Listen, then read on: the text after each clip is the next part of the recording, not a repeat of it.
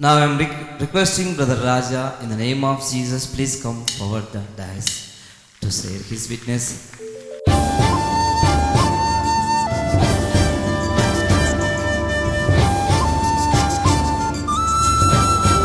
Make a big clap to the glory of God.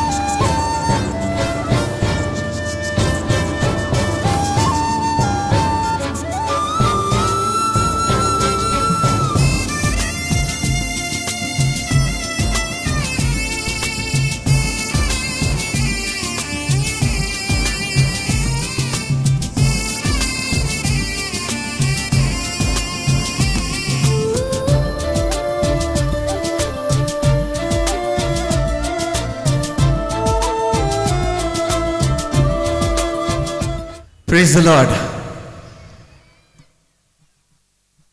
వినిపించలే? నాకు కాదు, దేవుడికి వినిపించలే. మరి నా కుడి పక్క వైపు ఒక్కసారి దేవునికి స్తోత్రాలు, మరొకసారి ఎడం పక్క వైపు. హల్లెలూయా. ఇటువైపు చాలా బలంగా మాట్లాడుతున్నారు, ఏందో బాగా తినొచ్చారా? హల్లెలూయా, ప్రైజ్ ది లార్డ్. నేను సాక్ష్యము పంచుకోవటానికి వచ్చాను. వింటారా? వింటారా? వింటారా? మీరు మాట్లాడకపోతే నేను మాట్లాడలేను. వింటారా? హల్లెలూయా, దేవునికి స్తోత్రం. మరి నా సాక్ష్యము రెండిటి మీద ఆధారపడి ఉంది. ముఖ్యంగా మొట్టమొదటిది దేవుని వాక్యం మీద. హల్లెలూయా. ఆ తర్వాత రెండు విషయాలు నా వాక్యం ద్వారా, నా సాక్ష్యం ద్వారా మీరు అర్థం చేసుకోగలుగుతారు. ఆ విషయాలు ఏంటంటే ప్రేమ, క్షమాపణ. మనిషి జీవితంలో ప్రేమ లేకపోతే, క్షమాపణలు లేకపోతే ఎంత నశించిపోతాడో అన్నదే నా సాక్ష్యం. నేను చాలాసార్లు దేవుడిని అడిగేవాడిని, దేవా నేను సాక్ష్యం చెప్పాలనుకుంటున్నాను, మరి నువ్వు ఇన్ని గొప్ప మేలులు చేసేవు నా జీవితంలో, ఇన్ని ఉపకారములు చేసేవు నా జీవితంలో, నేను సాక్ష్యం చెప్పదలుచుకుంటున్నాను, ఎలా చెప్పాలి దేవా అని ప్రార్థన చేస్తున్నప్పుడు ఆయన వాక్యం ద్వారా బయలుపరిచాడు దేవుడు. మరి ఇక్కడ తెలుగు బైబిల్లోని, అందరి దగ్గర బైబిళ్ళు ఉన్నాయా? దేవునికి స్తోత్రం. ఎజెకియలు 16వ అధ్యాయము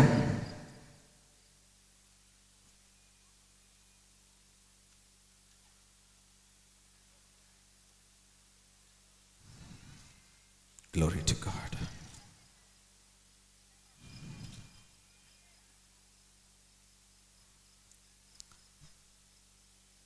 ఎజెకియల్ తెలుగులోని బ్రదర్ ఎలా దాన్ని? ఎహెజ్కియల్ 16వ అధ్యాయము 3వ వచనం నుంచి చదువుకుందాం. ఒక్కొక్క వచనం చదువుకుంటూ వెళ్తే అది నేను వివరించుకుంటూ పోతాను బ్రదర్. 3వ వచనం చదువుకుందాం ముందు. ప్రభువైన యెహోవా యెరూషలేమును గూర్చి ఈ మాట సెలవిచ్చుచున్నాడు. నీ ఉత్పత్తియు నీ జననమును కనానీయుల దేశ సంబంధమైనవి. నీ తండ్రి అమోరీయుడు, నీ తల్లి హిత్తీయురాలు. బ్రదర్ మరొకసారి ఆ రెండవ భాగం చదవండి బ్రదర్. నీ ఉత్పత్తియు నీ జననమును కనానీయుల దేశ సంబంధమైనవి. నీ తండ్రి అమోరీయుడు, నీ తల్లి హిత్తీయురాలు. దీనికి అర్థం ఏంటంటే రెండు వేరే మతాలకు చెందినవారు.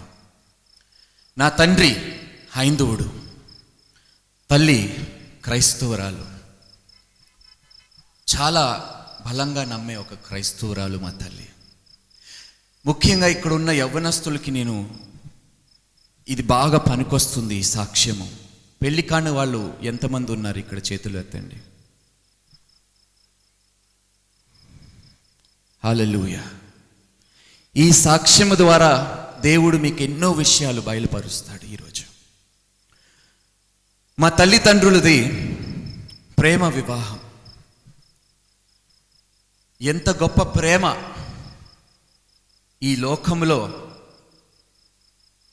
ఉన్నదో దేవుడు మీకు ఈరోజు బయలుపరుస్తాడు. మా తండ్రి హైందవుడు, తల్లి క్రైస్తవురాలు. ఇద్దరు ప్రేమించుకున్నారు. కానీ రెండు కుటుంబాలకి ఈ వివాహము, ఈ సంబంధము ఇష్టము లేదు.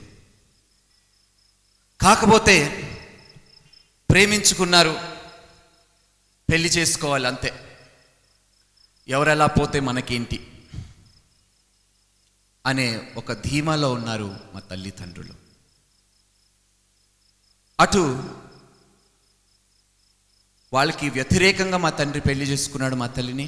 ఇటు మా తల్లి వాళ్ళ కుటుంబానికి వ్యతిరేకంగా మా తండ్రిని పెళ్లి చేసుకున్నాడు. వ్యతిరేకంగా పెళ్లి చేసుకున్నందుకు నేను బాధపడట్లేదు, కానీ మా నాన్న ఒక అన్యుడు అయినందుకు బాధపడుతున్నాను. ప్రేమించుకొని పెళ్లి చేసుకోవటంలో తప్పు లేదు, కానీ ప్రేమించిన వాడు ఎలాంటి వాడు అని తెలుసుకోవాలి ముందు. నేను ఎప్పుడు చెప్తూ ఉంటాను, దేవుడిని ప్రేమించని వాడు ఏ మనిషిని ప్రేమించలేడు. హల్లెలూయా. మరి అదే జరిగిందండి మా తల్లి జీవితంలో కూడా. ఎంతో ఇష్టపడి ప్రేమించి వివాహం చేసుకుంది మా తండ్రిని. కానీ ఆ సంతోషము ఎంతో కాలము ఆవిడికి మిగల్లేదు. మా తండ్రికి అన్ని అలవాటు, మందు, సిగరెట్లు, అన్నీ చెప్పుకోవటానికి కొన్నిసార్లు బాధగా అనిపించేది మా తల్లికి.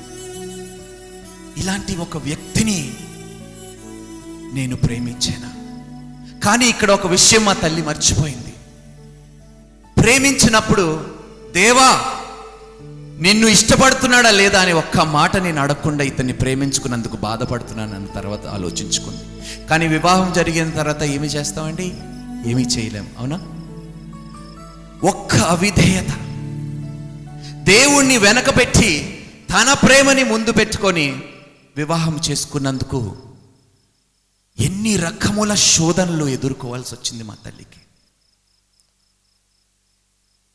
సరే, ప్రేమించుకున్నారు, కనీసం కుటుంబ సభ్యులైనా అర్థం చేసుకొని క్షమించవచ్చు కదా?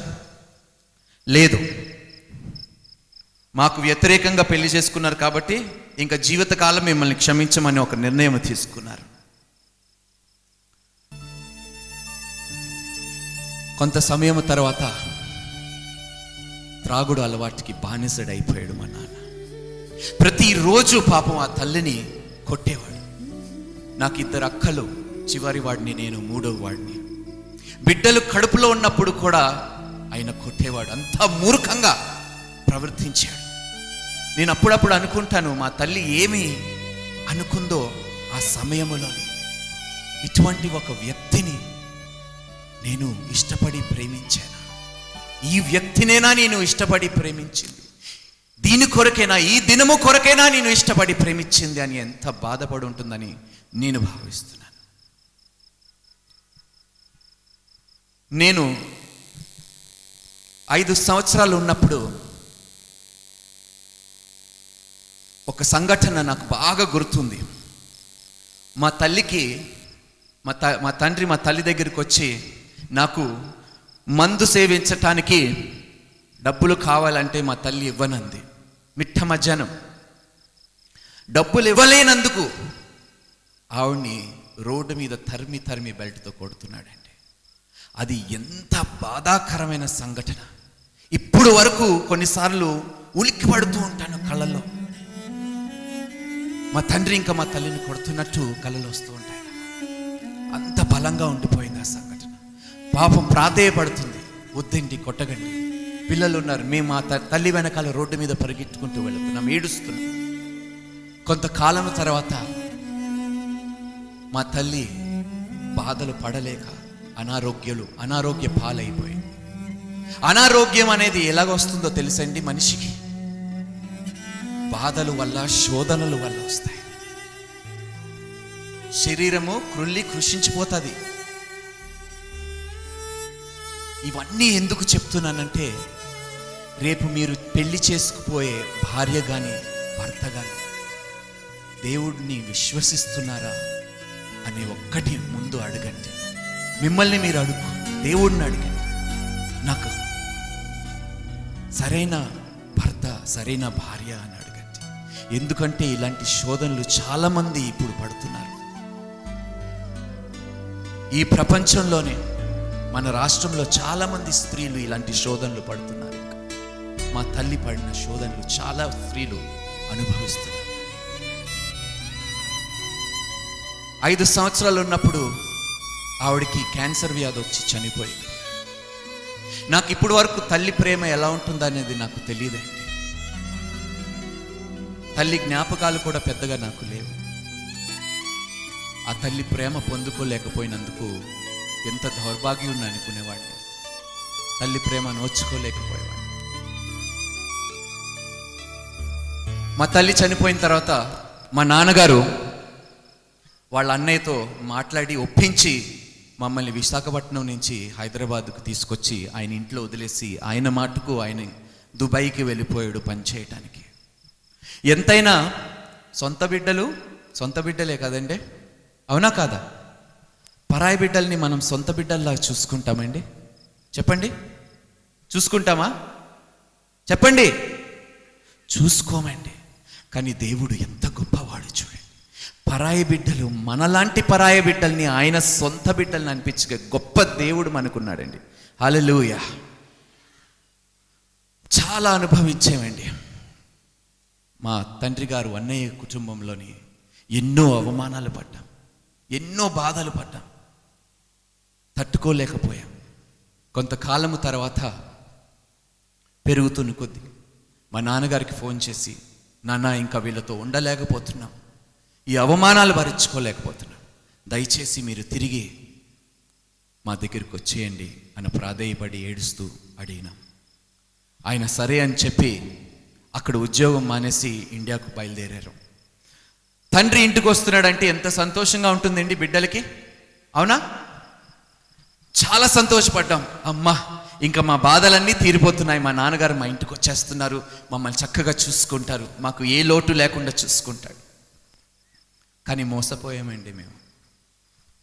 ఆయన వచ్చిన రోజు నుంచి ప్రతిరోజు తాగుడు, మమ్మల్ని కొట్టడం, మేము తన్నుల తిన్న రోజులే లేకుండా పోయిందండి. ఎందుకు కొడుతున్నావు నాన్న అంటే ఆయనకే తెలియలేకపోయింది, అంత మత్తులో ఉండేవారు. మరి ఆయనకి ఏ సమస్యలు ఉన్నాయో మేము బిడ్డలుగా అడగలేకపోయాం, తెలుసుకోలేకపోయాం.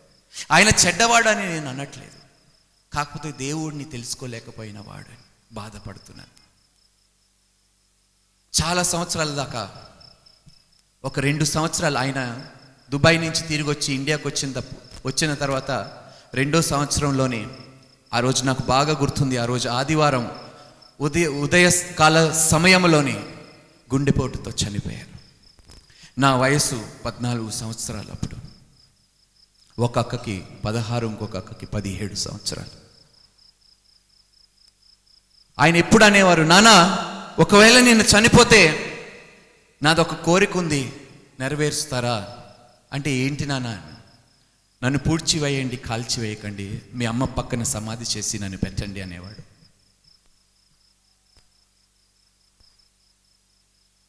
కొన్నిసార్లు మా తండ్రి గారి మాటలు వింటుంటే అర్థం కాకపోయేది కాదు.